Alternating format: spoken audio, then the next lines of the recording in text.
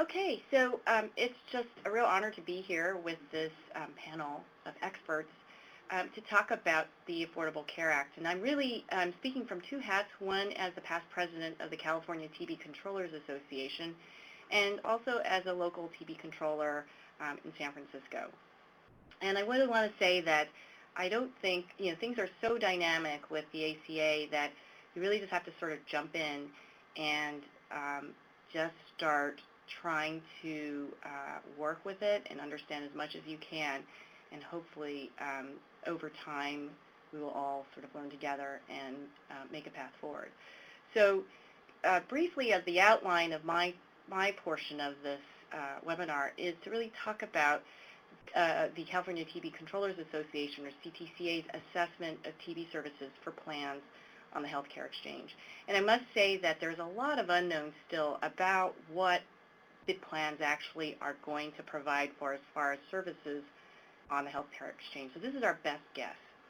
And really, I was focusing on, our organization was focusing on the diagnosis and treatment of TB infection and whether or not there was cost sharing for the patient. The CTCA survey, this is the second part, which was to look at how our local TB programs are trying to prepare for the ACA.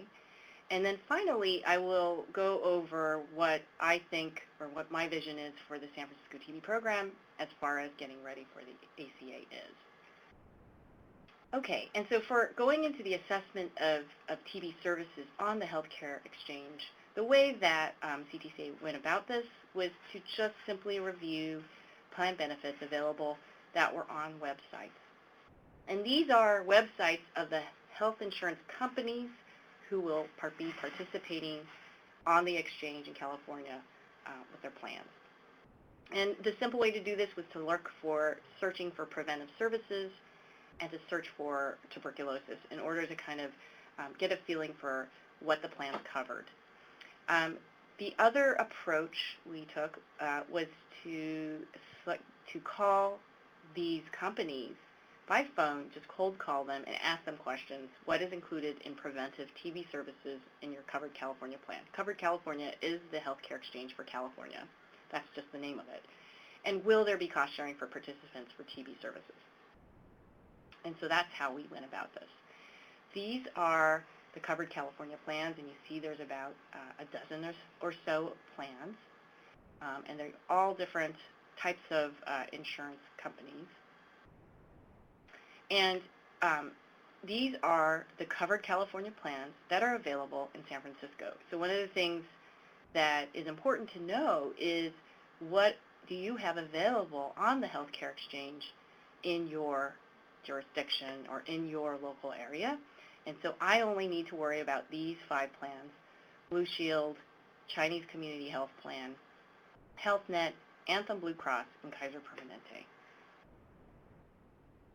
So one of the important concepts, which I think Christine has already discussed, is preventive services within the Affordable Care Act. And these are services that are provided to insured patients, and these services are not cost shared. So in other words, the patient goes to their provider and doesn't pay any co-pays for that particular activity. And as Christine mentioned earlier, the U.S. Preventative Task Force, grade A or B activities are considered to be preventive services, and another advisory committee on immunization practices, any of these recommended services are preventive services. And then there's the HRSA, or the Health Resource and Service Administration guidelines, of which there's a subset. The American Academy of Pediatrics Bright Futures mentions some guidance or services, or recommend services for TB. So these are the things that determine which activities that can be provided to patients will not be cost shared. So what is the reality for TB? And as far as TB services, we're kind of limited, and this is an unfortunate loophole or administrative glitch is kind of how I like to characterize it, because in 1992, the USPS task force did recommend screening for TB infection as a grade A or B activity when the guidance was up for revision in 2002. What happened then was that the USPS task force decided to defer to CDC recommendations. So they decided not to pursue an actual revision of their rating. And so because of that, that is why TB is not included. And I think I may have misspoke about the original. It was in the I think it was 1996 was the original recommendation. So companies participating in Covered California with existing plans that cover services as per ACA. So these are what plans that we don't know yet what plans are going to consist of on the healthcare exchange. We have some basic guidelines that it's the basic Kaiser benchmark plan. But even within Kaiser, we know that there can be differences between the Northern California region versus the Southern California region. We really just don't know, but this is our best guess. So the plans that are now published by the same companies for HealthNet, Valley Health Plan, Western Health Advantage, Chinese Community Health Plan, and Ventura County Health Plan, they all mirror what the national ACA preventive TB services are, which is TB screening tests for HIV/AIDS and children who are considered higher risk. So these are folks that can show up at the door, get a TB screening test, and not have a copay. Everybody else may have a copay for the TB screening test, or probably does, in any sort of subsequent treatment visits. So what about Medi-Cal TB Services?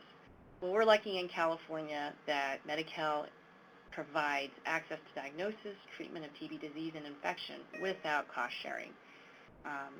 And it's a real boon to our TB control and elimination activities that Medi-Cal provides such comprehensive services. And so there are some companies that are participating on Covered California that have existing plans with Medi-Cal eligibility requirements. And these are the two plans, Molina Healthcare and LA Care Health Plan. So we hope that there's not going to be a disparity in the preventive TB services offered amongst the plans on the healthcare exchange. And we're actively working to understand what those services are going to be. So these are the kinds of questions you should be asking of your local health plan. Other approaches to TB prevention from different companies, and these are the other plans. And it's interesting because these plans actually have different approaches to what they consider preventive treatment. The Blue Shield plan will allow, as a preventive service, TB screening up to age 19, which includes a risk assessment and test. Really like that approach. Contra Costa County explicitly states there's no cost for TB treatment regardless of residency status. Kaiser plan, it's really difficult to understand what the benchmark is. We know that there's at least a national standard cited on some of the plans that are published on their websites. And one Southern California website included an adult assessment of TB and preventive care. So that's a little bit different than the National Health Plan. And then for the Sharp Health Plan, it was at least the national standard, at least the ACA, and possibly some wiggle room for preventive service depending on some sort of internal policies. So take-home points from this part of the presentation is that Covered California has not defined the scope of preventive TB services, so that's a basic question to ask of your healthcare exchange, and that the ACA does not include TB diagnosis and treatment without cost sharing to the patient, particularly for TB infection. And we know that from experience that for also active TB treatment, that patients still share in many insurance plans co-pays for meds, for labs, for doctor visits. So you need to understand which plans will be available in your local jurisdiction on the exchange, the TB services covered as prevention, the TB services that will be cost shared, and the fraction of your population that will not have insurance. When we looked at our population in San Francisco, our estimate is that 15 to 30% of our population is potentially eligible for the healthcare exchange. And so actually, in reality, the impact of what this exchange is going to be for us, we really don't, understand well. And so what will be nice is if some of our currently uninsured patients do have access, the ones that are Undocumented will not, but time will tell. So it may be that it is a fraction of your population. So understanding that this is not going to apply to everybody, but just some of your population, and understanding what that fraction is important. Okay, I'm going to be moving on to the CTCA survey of local health jurisdictions and how they're preparing for the ACA. And this just was a pretty informal survey. It was a quick and dirty approach to trying to just get a feeling for what local health jurisdictions were doing to get ready for ACA as far as TB. And we asked the 4 questions. How will the ACA change the way you deliver TB services? Who will be seeing the undocumented for TB services? Who will be providing care for patients with active TB disease? And who will be providing care for the diagnosis and treatment of latent TB infection? And so we did not get a high response rate. We only got 8 responses out of the 61 jurisdictions. However, we did get a nice sort of spread across the high, medium, and low burden health jurisdictions. So we just get a little quick cross-sectional look. And to the question, how will the ACA affect the delivery of TB services in your county, about half the respondents said it's really not going to change things. We're going to continue to direct services in one county. We've already transferred direct services to the community in 2 counties, transferred LTBI treatment to the community in 1 county, and then the other responses transfer LTBI diagnosis and treatment to community. More patients will wait for services, and I don't understand, which I think is a very realistic and honest response. Who will be seeing the undocumented in your county? Public health clinics in more than half of the respondents. And then it looks like the federal qualified health centers are really what public health or TB programs are looking to for providing TB services. But you can see that they already know there are going to be limitations, FQHCs, but only for emergency care, FQHC in county hospital for suspects and cases, unsure direct to FQHC. So we are looking either at the public health clinic to deliver these services or federally qualified health centers. Who will be caring for patients with active TB disease in your county? 3 said they have a dedicated clinic. Another, public health will diagnose and local providers will treat, sort of a hybrid model.